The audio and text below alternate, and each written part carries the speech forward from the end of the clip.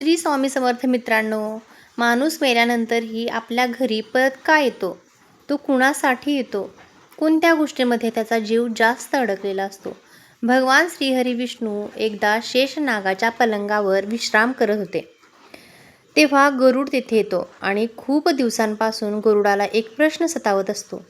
तो म्हणजे मृत्यूनंतर देखील मनुष्य त्याच्या घरी परत का जातो? हा प्रश्न घेऊन तो श्रीहरी विष्णूंकडे येतो आणि भगवान श्रीहरी विष्णू या शंकेचे निरसन करा अशी खूप विनंती करतो. तेव्हा भगवान श्रीहरी विष्णू गरुडाला अतिशय सोप्या भाषेत गरुडाच्या प्रश्नाचे निरसन करतात आणि उत्तर देतात. भगवान श्रीहरी विष्णू म्हणतात, हे गरुडा, तू विचारलेला हा प्रश्न जितका साधा वाटतो तितका गूढ आणि खोल अर्थांनी भरलेला आहे. सर्व आत्म्यांचे जीवन हे त्यांची इच्छा, निवृत्ती, समाधान, मानसिक आणि धार्मिक अवस्था यावर अवलंबून असते. या रहस्यमय माहितीमध्ये आपण जाणून घेणार आहोत की मृत्यूच्या क्षणी आत्म्यासोबत कोणकोणत्या अलौकिक घटना घडतात, ते शरीर मृत्यूला कसे स्वीकारते आणि मृत्यूपूर्वी कोणते सूक्ष्म संकेत दिसायला लागतात. मनुष्याला काय जाणवू लागते, आत्मा शरीरातून कधी बाहेर पडतो, तिला कळत नाही की तो आत्मा शरीरापासून वेगळा झालेला आहे. कुटुंबात चालू असलेला विलाप आणि शोक, विरहाची वेदना आत्म्याच्या चेतनमनावर काय प्रभाव टाकते, हे सर्व समजून घेणं ही एक केवळ माहिती नव्हे तर आत्मचेतनाची नवीन सुरुवात आहे. मित्रांनो, पुढे जाण्यापूर्वी या दिव्य प्रवासाचा सन्मान म्हणून व्हिडिओला एक लाईक करा आणि कमेंटमध्ये श्री स्वामी समर्थ असं लिहायलाही विसरू नका. चॅनलवरती नवीन आलेला असाल तर चॅनलला सबस्क्राईब करा आणि समोरील बेल आयकॉनही प्रेस करा.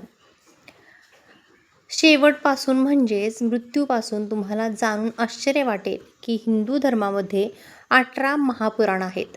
त्यापैकी एक विशेष ग्रंथ म्हणजे गरुड पुराण. हा ग्रंथ केवळ मृत्यूनंतर आत्म्याचा रहस्यमय प्रवासाचे वर्णन करतो असे नाही, तर आत्म्याची अंतिम वेदना, तिची दिव्यता आणि कर्माचे परिणाम उलगडवून दाखवतो. या ग्रंथामध्ये सुमारे 19,000 श्लोकांच्या माध्यमातून भगवान श्रीहरी विष्णूंनी आपले वाहन गरुड याला ते परमहस्य सांगितलं आहे, ज्या आत्म्याच्या मृत्यूनंतर त्याच्या अवस्थांचा प्रकाश टाकते.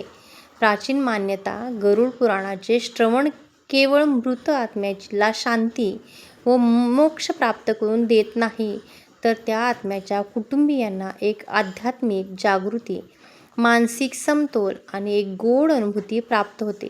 या ग्रंथात सांगितले आहे की मृत्यूच्या आधी काही काळ माणसाला काही सूक्ष्म संकेत जाणवू लागतात, जसे की एखादी दिव्य शक्ती त्याला हाक मारत आहे आणि पूर्वजांचे दर्शन होणे, किंवा एखाद्या अनामिक शांततेचा अनुभव येणे, की शरीर हळूहळू शिथिल होऊ लागले.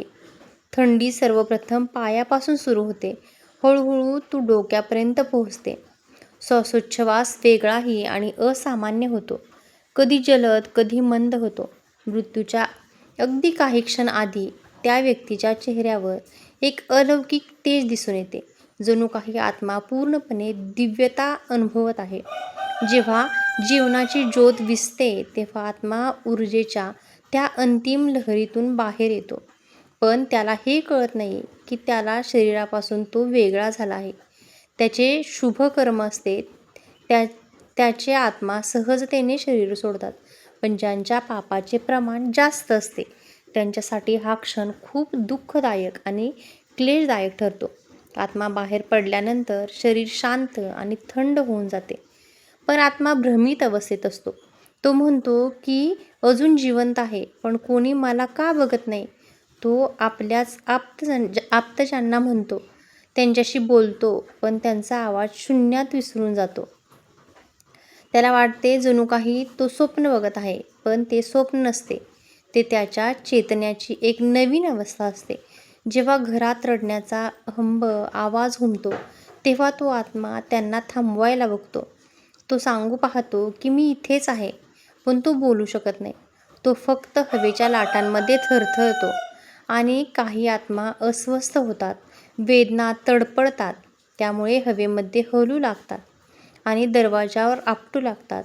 तो आत्मा स्वप्नात येऊन आपल्याला दिसू लागतात. हे केवळ एक पौराणिक संकल्पना नाही, तर आपल्या संस्कृतीतील मृत्यूनंतरच्या प्रवासावरचे गंभीर आणि आत्मचिंतनास प्रवृत्त करणारे आध्यात्मिक समज आहे.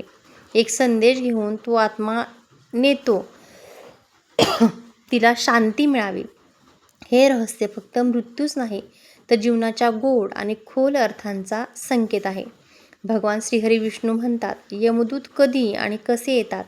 हे गरुडा, जेव्हा मृत्यूच्या काही वेळानंतर आत्मा एक वेगळी हालचाल अनुभवतो, त्याला अचानक जाणीव होऊ लागते की काही अदृश्य सामान्य दृष्टीला न दिसणाऱ्या शक्ती त्याच्या आसपास येत आहेत. पण आत्मा पुण्यवान असेल तर दिव्य तेजाने भरलेले देवदूत त्याला सन्मानपूर्वक स्वर्गाकडे नेण्यास येतात. पण जर त्या व्यक्तीचे कर्म अंधारमय पापाने भरलेले असेल, म्हणजेच पापाचा घडा भरलेला असेल, तर भयंकर यमदूत येतात आणि त्याला पकडून त्याच्या भय आणि किंचाळलेल्या भरलेल्या अवस्थेत नरकाच्या दिशेने घेऊन जातात. पण ही यात्रा इथे संपत नाही. सर्वप्रथम आत्म्याला तिच्या संपूर्ण आयुष्याचा आरसा दाखवला जातो. प्रत्येक पुण्यकर्म तिच्या चेतनेत समाधानता, आदर आणि प्रकाशाची ज्योत पेटवतो. प्रत्येक पापकर्म तिला भीती आणि पश्चातापाने व्यापून टाकतो. यामुळे हळूच सांगतात, आता तुझा हा मनुष्य लोकातील वेळ संपला आहे. भगवान श्रीहरी विष्णू म्हणतात, हे गरुडा, आता जाणून घेऊया की तो गोड काळ जो आत्मा मृत्यूनंतरच्या 13 दिवसांपर्यंत अनुभवतो.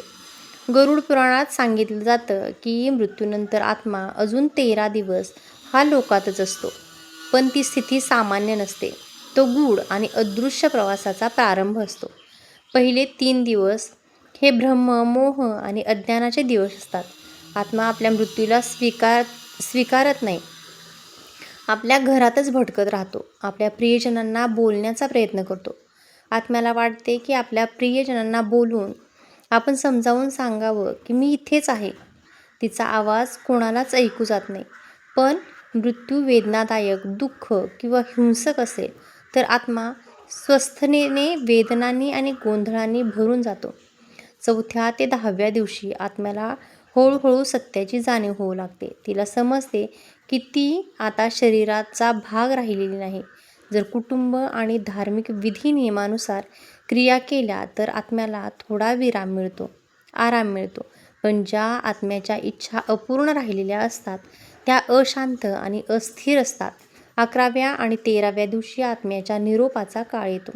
त्यावेळी पिंडदान आणि श्राद्धाच्या कर्मामुळे आत्म्याच्या पुढील लोकाचे दरवाजे उघडतात. ज्या व्यक्तींनी जीवनात धर्म आणि पुण्य कमवलेले असते त्यांना देवदूत स्वर्गाकडे घेऊन जातात. पण ज्याच्यावर पापाचे ओझे असते त्याला मात्र यमदूत नरकाकडे घेऊन जातात. आता पाहूया आत्मसंकेत कसे देते. जेव्हा एखादी व्यक्ती मोहात अडकलेली असते, जेव्हा ते अनेक रहस्यमय संकेत देते की स्वप्नात येणे, अचानक दृश्य, सुगंध पसरवणे, दिवे आपोआप लागणे किंवा विझणे, अचानक थंड वाऱ्याची झोत जाणवणे किंवा विशेष सुगंधित वास येणे, हे सर्व संकेत असू शकतात.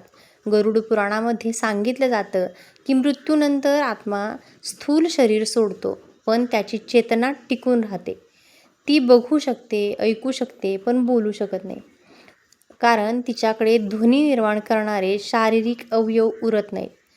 पण जेव्हा भावना तीव्र असतात तेव्हा न बोलता संवाद साधते. कधी ते स्वप्नांमध्ये येतात, कधी कोणत्या दिव्य सुगंध जाणवतो, तर कधी घरातील उपकरणे आपोआप बंद किंवा सुरू होतात. हे सर्व आत्म्याचे मोहक संकेत असतात. मोक्षप्राप्त आत्मा परमात्म्यात विलीन होतो, पुन्हा परत येत नाही. तो आत्मा स्वर्ग किंवा नरकात जातो. तो आपल्या कर्माचे फळ भोगतो. पृथ्वीवरील व्यवहारात सहभागी होत नाही. मात्र ज्या आत्म्याच्या इच्छा अपूर्ण राहिलेल्या असतात तो आत्मा इथेच भटकत राहतात. त्या कधीकधी संकेत देऊन मदतीची अपेक्षा करतात. गरुड पुराण सांगते की आपले पूर्वज पितृलोकात वास करतात. जेव्हा त्यांच्या वंशाकडून श्रद्धेचे तर्पण आणि श्राद्ध केले जाते तेव्हा ते प्रसन्न होतात आणि आशीर्वाद देतात. जर कुटुंबियांवर एखादं संकट येणार असेल तर पितरांचा आत्मा काही संकेत देतो. कधी स्वप्न, कधी अंतर्मनातून. जर एखादी दिव्यगत आत्मा पुन्हा पुन्हा स्वप्नात येत असेल तर समजा की आपल्याला काही संदेश द्यायचा आहे, प्रयत्न करत आहे. गरुड पुराणानुसार हे स्वप्न हा योगायोग नसतो, तर एक सूक्ष्म संदेश असतो. अनेक लोक सांगतात की अचानक एखाद्याचा घातपात होतो किंवा तो वाचला जातो किंवा त्याला वाटते की एखादी अदृश्य शक्ती त्याच्यासोबत आहे. ती शक्ती कदाचित आपल्या पूर्वजांची आत्मा असते, जी संकट काळात आपली रक्षा करते. जेव्हा घरामध्ये श्राद्ध, पिंडदान किंवा धार्मिक पठण होते तेव्हा आत्मा प्रसन्न होतो आणि त्या घरात सकारात्मक ऊर्जा निर्माण होते, जी कौटुंबिक मानसिक शांती आणि सुरक्षा समृद्धी प्रदान करते. आत्मा कधीच स्वप्नात, कधी विचारा की कधी अभ्यासाच्या माध्यमातून आपले निर्णय प्रभावित करतात. एक सूक्ष्म संवाद म्हणजे ज्यात प्रेम, इशारा आणि आशीर्वाद लपलेले असतात. आत्म्यांना प्रसन्न करण्यासाठी आपण दरवर्षी श्राद्ध आणि पिंडदान करणे मात्र आवश्यक आहे. भगवान श्रीहरी विष्णू म्हणतात यावेळी गरुड पुराणातील पितृस्तोत्र आणि महामृत्युंजय मंत्र याचे पठण करावे असे सांगितले आहे. गरजूंना अन्नदान करा, त्यामुळे पितृ आत्मा प्रसन्न होतात आणि कुटुंबाचे रक्षण करतात. पण ज्या आत्मा संपूर्ण इच्छांमध्ये अडकलेल्या असतात ना, त्या कधीकधी अडथळा बनवू शकतात.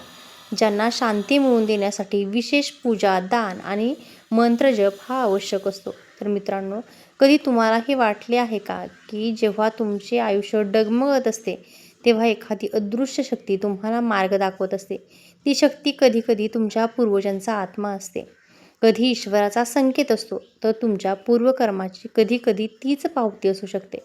जर तुम्हाला अशा अनुभूती कधी आल्या असतील तर कमेंट करून नक्की सांगा. आणि अशाच महत्त्वपूर्ण व्हिडिओसाठी आपल्या चॅनेलला नक्की सबस्क्राईब करा. धन्यवाद.